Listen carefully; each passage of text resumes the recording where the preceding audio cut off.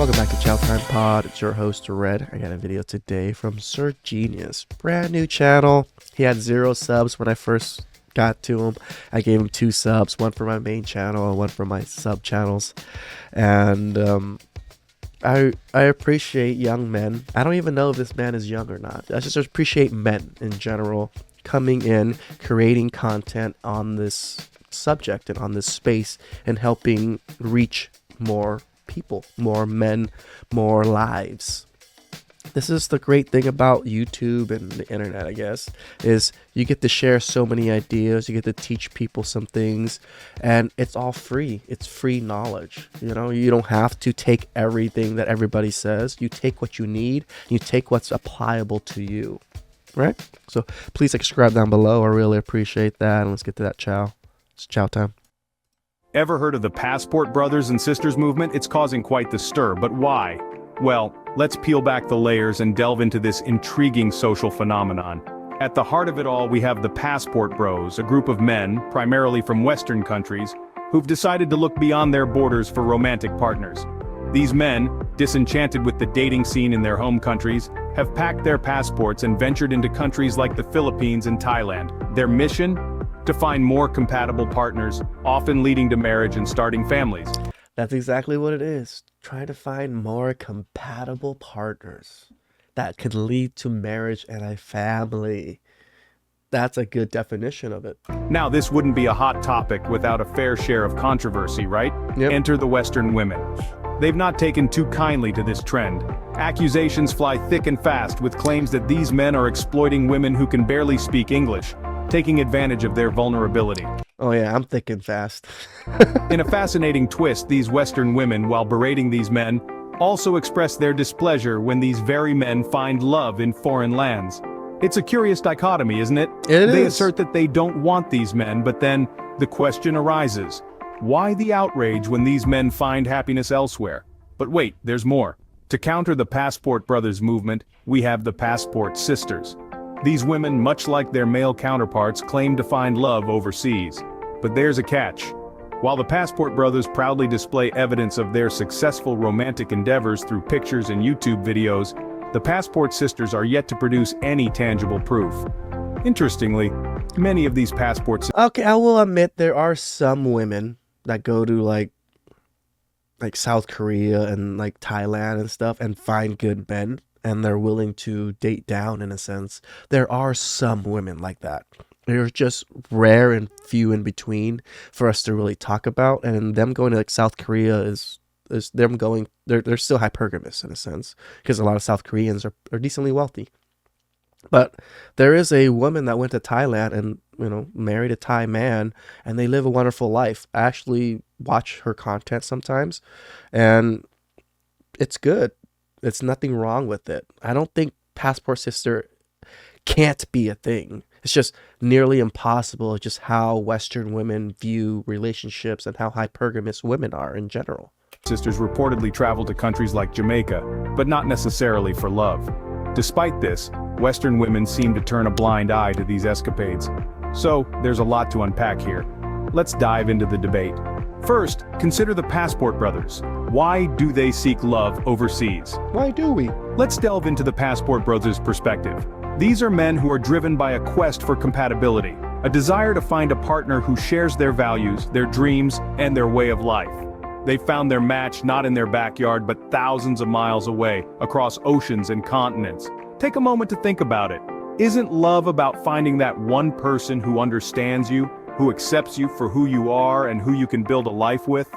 The Passport Brothers argue that they've found just that, but they had to cross borders to do so. Their experiences with Asian women have been transformative, they claim. They talk about the respect, the understanding, the love they've received. What do I talk about all the time, guys? Respect. That is...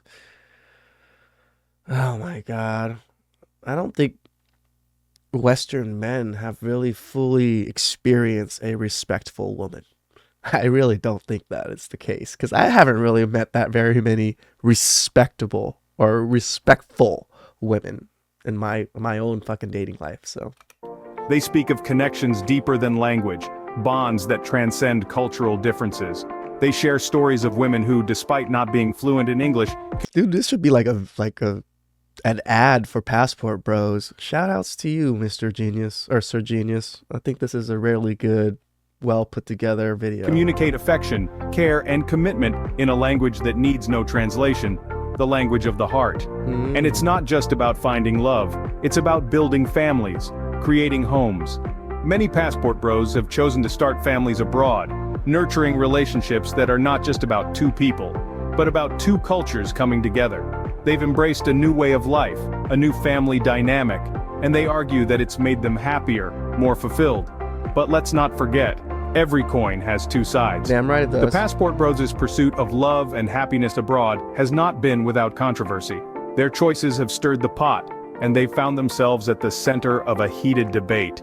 The backlash is real, the criticism is loud, and it's not just from the Western women they left behind. Yeah, it's from those fucking feminist men too. But it's not all rosy. Their actions have sparked a backlash. It's a backlash that's led to the rise of a counter-movement, the Passport Sisters, but that's a story for another time. For now, let's remember that at the heart of the Passport Brothers argument is a search for love, for compatibility, for happiness, wherever that may be. Western women are far from silent. They have their own perspectives on the issue. They argue that the Passport Brothers' pursuit of relationships overseas is not a story of genuine love and compatibility. Instead, they see it as a narrative of exploitation. They assert that these men are taking advantage of women who may not be fluent in English, who may not fully comprehend the implications of their relationships with these men. Western women's I always think it's funny because they're not fluent in English, but we're going to their country. So English might not be the dominant language in their country. So what benefit of them knowing English, in a sense, does that help you? criticisms of Passport Brothers are rooted in the belief that these men are seeking relationships overseas as an easy escape from the challenges of relationships at home. They suggest that Passport Bros are avoiding the need to engage in meaningful dialogue, to compromise and to grow alongside a partner. Instead, they are No, that's the women that we're dealing with. They're much, much less willing to put the dialogue out there and speak with us in general. I mean, we tell them what we want. They just tell us, deal with it. You know, we want to be sluts. We want to be fat. You like us the way we are or nothing. And then they're like, okay, we're just going to leave then. opting for relationships where they perceive a power imbalance in their favor. The criticism extends beyond the individual Passport Brothers. Western women also question the broader societal implications of this trend. They ask, what does this say about our society's values? Are we okay with a narrative that suggests it's acceptable to seek relationships based on perceived power imbalances? This criticism, however, is not without its rebuttals. Some have pointed out that the Western women's perspective assumes that non-English-speaking women are always on the losing end of these relationships. Right? They argue that this assumption is disempowering and dismissive of these women's agency and capacity to make informed decisions about their own lives. But Western women are not just voicing criticisms. They're also taking action. Yep. They're countering the narrative by creating their own movement. They're challenging the notion that only men can find love overseas. You know, it's that penis envy that feminists have. Well, they want to be able to do everything that men can do. And every step of the way, they're going to do it and attempt it at least. And then they're going to realize, no, you can't. Just like I can't just go and give birth to a baby. You can't go around and travel and do whatever the hell you want like a man does. And they're doing so by launching their own version of the Passport Brothers movement. In essence, they're saying, we hear you, Passport Brothers, but we have our own stories to tell, our own journeys to embark on, and our own relationships to explore. Which is nothing wrong. I'm not going to tell them not to do it, but I'm going to give them a warning for sure because I don't want women to get taken advantage of like that. It's just not likely that you're going to find what you're looking for doing it. And in response, they've launched their own movement, the Passport Sisters. Meet the Passport Sisters, the Western women's answer to the Passport Brothers. The Passport Sisters, a group of Western women, have emerged in response to the Passport Brothers movement. Their mission is to prove that they too can find love and companionship in foreign lands. But here's the catch. Unlike the Passport Brothers who have documented their experiences with photos, videos, and heartwarming stories, The Passport Sisters have yet to provide substantial evidence to back up their claims. So, what's going on here? The Passport Sisters insist they're finding love overseas, yet there's no proof in the pudding. It's easy to say that love has been found, but without any tangible evidence, it's just as easy for skeptics to dismiss these claims as wishful thinking or even outright fabrication. In contrast, the Passport Bros have been transparent about their experiences. They've shared their stories, their struggles, and their successes. They've shown us that it's possible to find love and start families in foreign lands. They've opened up a window into a world that many of us may have never considered, and they've done it with honesty and authenticity. But what about the Passport Sisters? Why aren't we seeing the same level of openness and transparency from them? Their silence leaves room for speculation and skepticism. It also doesn't help their cause when their travels are often associated with short-lived escapades rather than the pursuit of genuine love and companionship. This is the thing. Like, a lot of women travel for fun, travel for enjoyment. You know, they're not traveling for a purpose in, like, Passport Bro. Yes, we're traveling for enjoyment and traveling to, you know, explore, but there is a little bit of a purpose to it. We also want to find a good mate. I don't think very many women are traveling to find good mates. They're just traveling to have fun. This disparity between the Passport Brothers and Sisters raises questions. Is the Passport Sisters movement truly about finding love overseas, or is it a reactive attempt to compete Yep, penis envy. with the Passport Bros? Without clear evidence, it's hard to say. And so, the debate continues.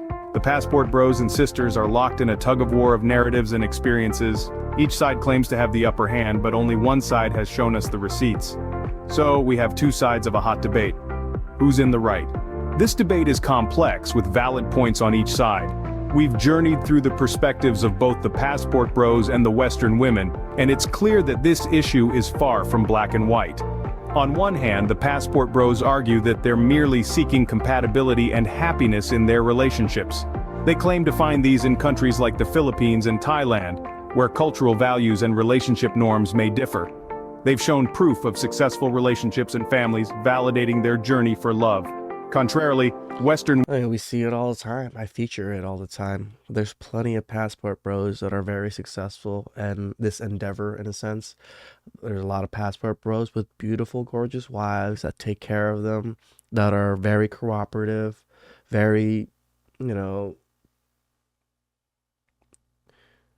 different than what we see in the West. Like, beyond different. women express concern that these men are exploiting language barriers and socio-economic disparities. They worry about the power dynamics at play and the potential for exploitation. Yet, it's worth noting their stance against the Passport Brothers is not rooted in a desire for these men, but rather a call for accountability. In the midst of this, the Passport Sisters movement has emerged, with Western women venturing overseas for love. Despite their claims, they've yet to provide tangible proof of successful relationships, sparking further There's a debate. few. Some argue they're seeking physical gratification rather than genuine connection, adding another layer to this complex discussion. At the heart of this debate are cultural implications and gender dynamics. It questions the extent to which our relationships are shaped by societal norms and expectations, and how these can be challenged or redefined. It brings to light issues of power, privilege, and the potential for exploitation in cross-cultural relationships. Looking ahead, the future of these movements is uncertain. Will we see a rise in international relationships, challenging traditional notions of love and compatibility? Or will these movements fade away, leaving behind a trail of passionate debate and personal testimonies?